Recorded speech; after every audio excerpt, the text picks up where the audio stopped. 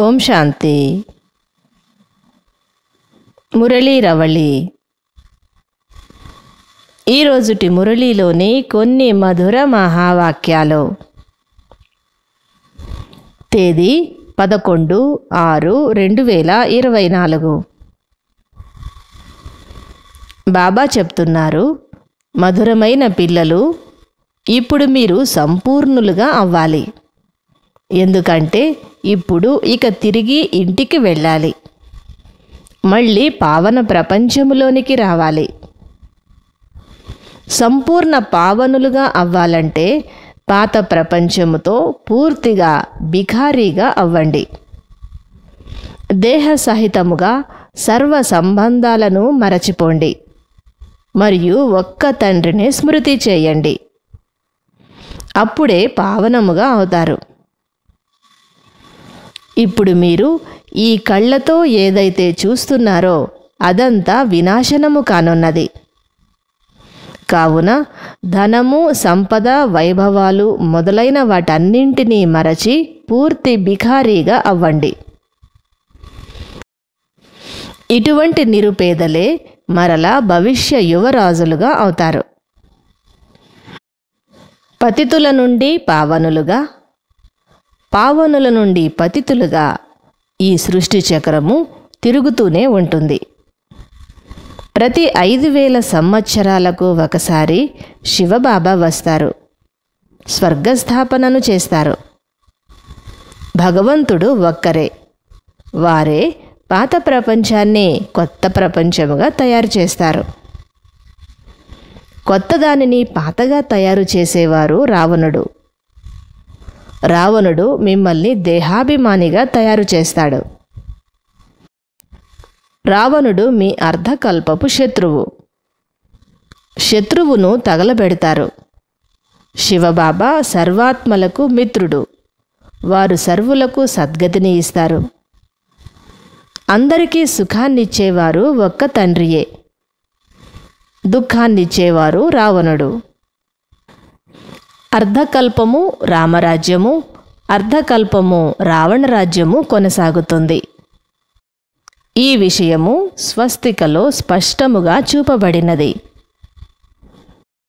ఇది మనుష్య సృష్టి రూపీ కల్పవృక్షము.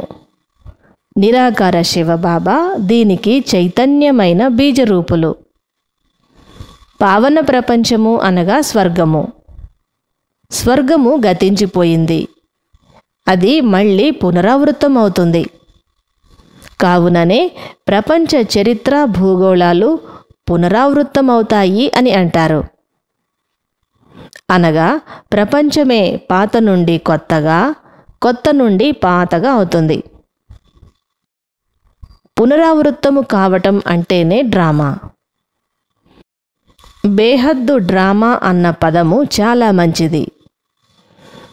ఈ సృష్టి చక్రము 5000 సంవత్సరాలకు ఒక్కసారి ఖచ్చితముగా తిరుగుతూనే ఉంటుంది.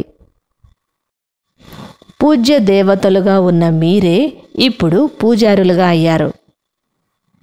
తండ్రి వచ్చి పతితుల నుండి పావనులుగా అయ్యే యుక్తిని తెలియచేస్తారు. బాబా చెప్తున్నారు, పిల్లలు, మీరిప్పుడు ఆత్మాభిమానులుగా అవ్వండి. దేహాభిమానంలోనికి రావటం వల్ల మిమ్మల్ని పంచవికారాలు పట్టుకుంటాయి.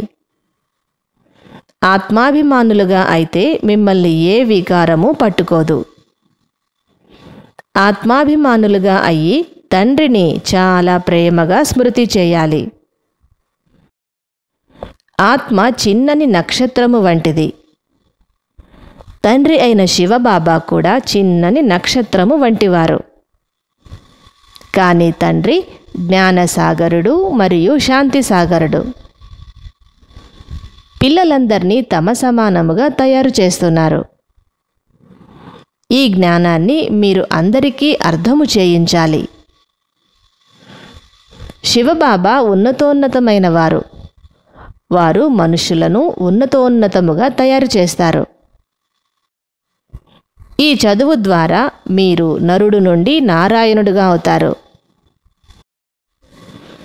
మీరు ఈ సమయంలో శారీరక స్మృతి నుండి పూర్తిగా బెగ్గర్గా కావాలి.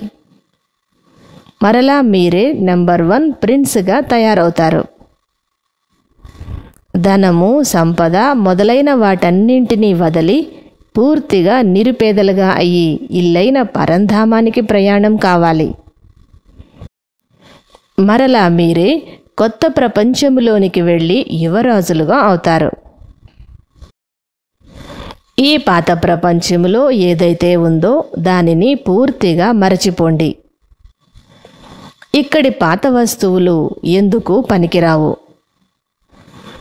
ఇప్పుడు మీరు పవిత్రముగా అయ్యి మరలా కొత్త ప్రపంచములో రాజ్యము చేయాలి. ఈ సృష్టి డ్రామా కల్ప పూర్వము వలె మరలా పునరావృత్తమవుతూ ఉంది. ఇందులో మీకు ఎప్పుడూ సంశయము రాకూడదు. ఎంతగా జ్ఞానాన్ని ధారణ చేస్తారో అంతంతగా ఉన్నత పదవి లభిస్తుంది. ఈ సమయంలో ఎవరి వద్దనైనా 5 కోట్లు ఉన్నా అది కూడా అంతమైపోతుంది. మీరిప్పుడు కొత్త ప్రపంచంలోనికి వెళ్ళాలి. కొత్త ప్రపంచం కొరకు మీరు చదువుకుంటున్నారు. ఇది సర్వోన్నతమైన సత్సంగము. బాబా మిమ్మల్ని పాత ప్రపంచముతో పూర్తిగా బిఖారీగా చేస్తున్నారు. మరలా కొత్త ప్రపంచపు యువరాజులుగా తయారు చేస్తున్నారు. ఈ నాటకము పూర్తి కానున్నది. ఇక మీరు ఇల్లైన పరంధామానికి తిరుగు ప్రయాణము కావాలి. కావున ఆత్మను తండ్రి స్మృతి ద్వారా సతోప్రధానంగా తయారు చేసుకోవాలి. బాబా సమానంగా జ్ఞానసాగరునిగా మరియు శాంతి సాగరునిగా ఇప్పుడే తయారు కావాలి. ఈ దేహము నుండి కూడా పూర్తిగా నిరుపేదలుగా అయ్యేందుకు ఈ కళ్ళ ద్వారా ఏదైతే చూస్తున్నారో అదంతా అంతమైపోనున్నది అని బుద్ధిలో ఉండాలి.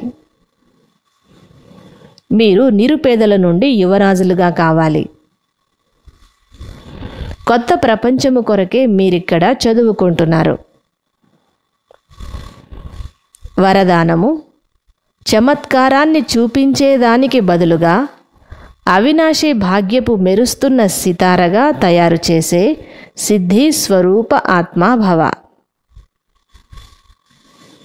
ఈ రోజుల్లోని అల్పకాలిక సిద్ధి కలిగిన వారు తమ అల్పకాలపు చమత్కారాన్ని చూపిస్తారు. ఆ సిద్ధి సదాకాలమైతే ఉండదు. కొద్ది సమయంలోనే సతో, రజో, తమో ఈ 3 స్థితులను దాటుకుంటారు. పవిత్ర ఆత్మలైన మీరు సదా సిద్ధి స్వరూపులు. స్లోగన్: బేహద్దు వైరాగ్య వృత్తి వాతావరణం ఉన్నట్లయితే సహయోగి సహజయోగిగా అయిపోతారు. మధురాతి మధురమైన ఆత్మీక పిల్లలకు మాతాపిత బాప్దాదాల ప్రియ స్మృతులు మరియు గుడ్ మార్నింగ్. ఆత్మీక పిల్లలకు ఆత్మీక తండ్రి నమస్తే. ఓం శాంతి.